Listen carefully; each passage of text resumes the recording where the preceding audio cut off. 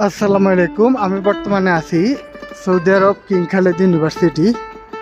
এই যে বিল্ডিংগুলো দেখতেছেন, এই বিল্ডিংগুলোতে আমি দীর্ঘদিন যাবৎ কাজ করেছি এবং দীর্ঘ 4 থেকে 5 বছর কাজ করেছি।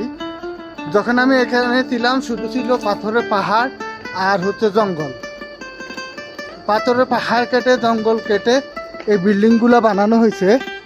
আসলে এখন দেখলে বোঝাই যায় না যে এগুলো পূর্বে কি ছিল। তাই মানুষের হাত লাগলে আসলে অনেক কিছুরই পরিবর্তন হয়।